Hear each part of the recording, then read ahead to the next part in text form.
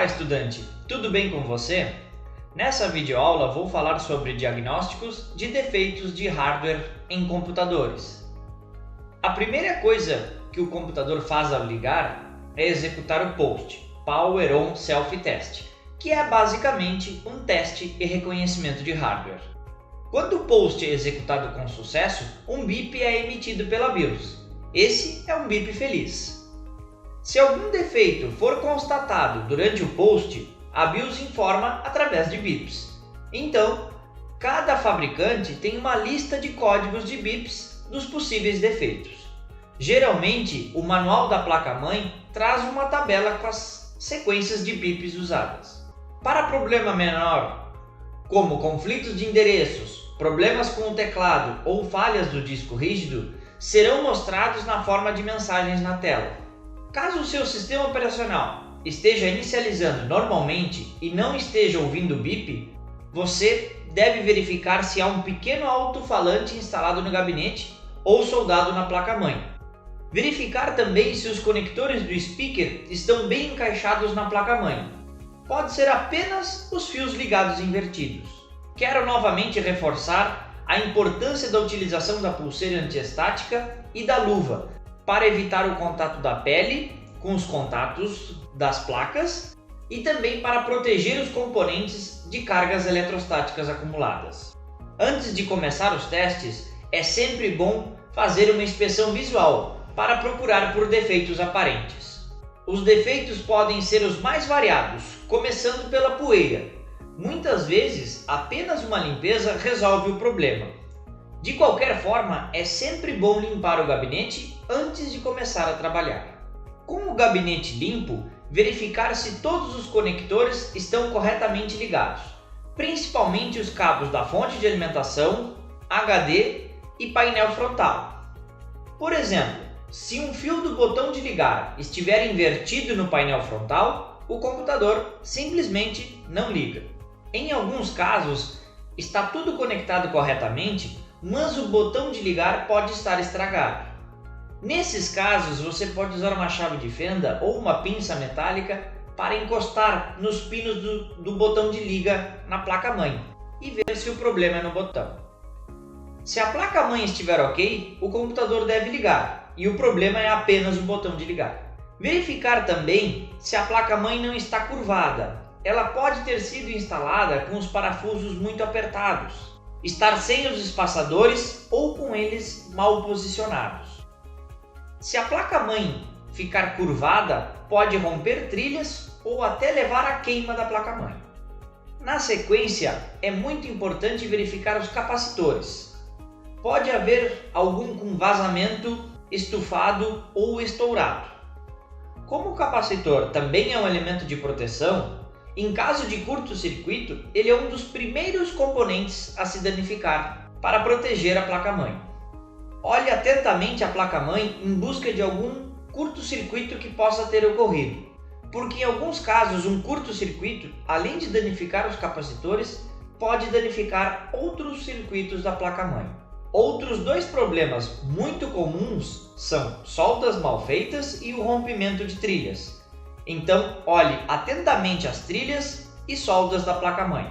Se visualmente você não tiver certeza se a trilha está rompida, você pode confirmar com um multímetro, fazendo um teste de continuidade. Outro defeito pode ser alguma configuração errada na BIOS. Para isso, faça o reset dela retirando a pilha da BIOS. Aguarde 1 minuto e coloque a pilha novamente no lugar. Em alguns casos é preciso fazer o reset via o jumper Clear CMOS. Nesse caso, você deve retirar a pilha, colocar o jumper na posição de reset, aguardar 1 minuto, depois voltar o jumper na posição que estava e colocar a pilha novamente no lugar. Esse jumper também pode ser chamado de Clear, CLR, Clear CMOS, Password, etc. Outro motivo que pode levar a um problema no computador é a realização de overclock. Você já ouviu falar de overclock? De uma forma geral, overclock significa forçar o hardware a trabalhar numa frequência maior do que ele foi projetado. e isso pode levar a danos no hardware. Existem várias formas de se fazer overclock. Uma delas é alterar algumas configurações na BIOS. Então, voltar às configurações de fábrica e desfazer o overclock pode solucionar problemas de hardware. Feitas todas as inspeções visuais, estando tudo correto e o computador esteja emitindo bips logo quando liga, uma das primeiras coisas a fazer é identificar qual é o fabricante da BIOS. Você pode tentar olhar no próprio chip, na tela do computador ou no manual da placa-mãe. Sabendo o fabricante da BIOS da placa-mãe, você pode procurar pelo significado do código de BIP e localizar o defeito. Existem vários fabricantes de BIOS e dois deles muito conhecidos são a AMI, American Megatrends International, e Phoenix. Mas o problema é que os códigos não seguem um padrão, então cada fabricante tem sua lista de códigos. Aqui vou falar de alguns dos códigos de bips mais comuns. Por exemplo, um bip curto significa que o post foi executado com sucesso, chamamos de bip feliz. Um bip longo e 2 bips curtos, ou um bip longo e 3 bips curtos, se a BIOS for da AMI ou da Award, indica um problema na placa de vídeo. Na maioria das vezes, este problema é causado por mau contato.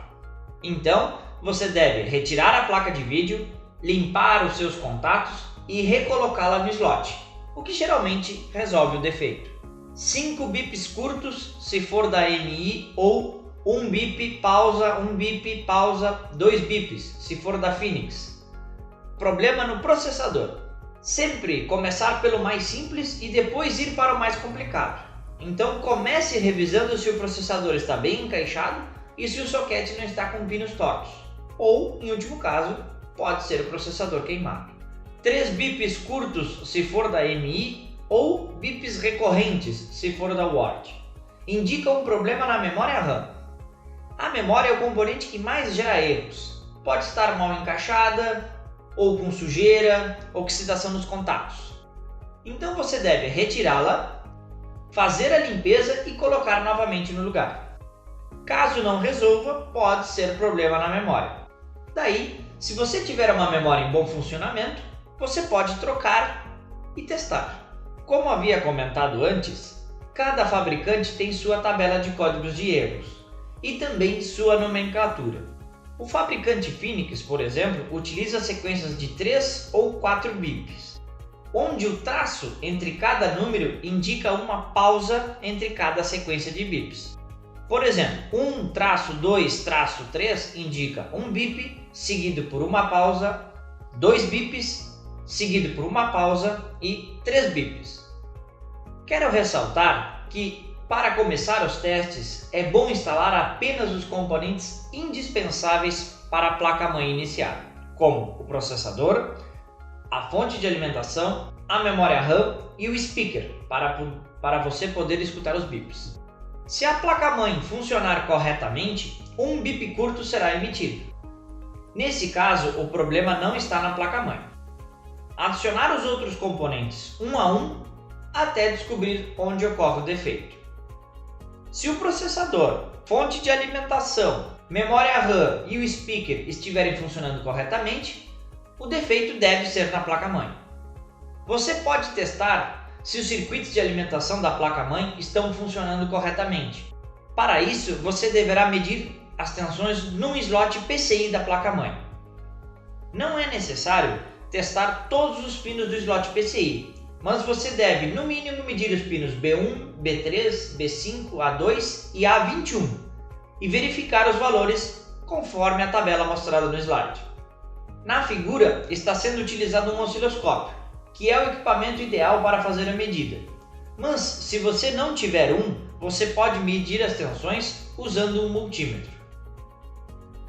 Caso você meça alguma tensão diferente do valor da tabela, é um indício de que a placa-mãe está com problemas. Um outro teste que pode ser feito é o chamado teste do reset. Quando o computador é ligado, o sinal reset reseta vários circuitos na placa-mãe. Então o pino 15 ou A15 do slot PCI deve ter 3,3 volts. Depois de encerrado o post, ocorre o carregamento do vídeo e o sinal reset volta para o nível baixo ou 0 volts. Alguns fazem esse teste com um LED, mas é preferível fazer com um multímetro, que mostrará a tensão no pino e o LED apenas vai indicar se há tensão ou não. Se logo quando ligar o computador não houver tensão no pino 15, no slot PCI, há problema com a placa-mãe. Inclusive nas placas de diagnóstico, que falarei em outra videoaula, há um LED para mostrar o sinal reset. Há outros testes mais avançados que podem ser feitos na placa-mãe, mas precisam de um osciloscópio, que é um equipamento bastante caro. Mas de qualquer forma, com os testes aqui mostrados, é possível identificar a maioria dos problemas de hardware de um computador. Por aqui, encerramos a videoaula sobre diagnósticos de defeitos de hardware em computadores. Um abraço e até a próxima videoaula.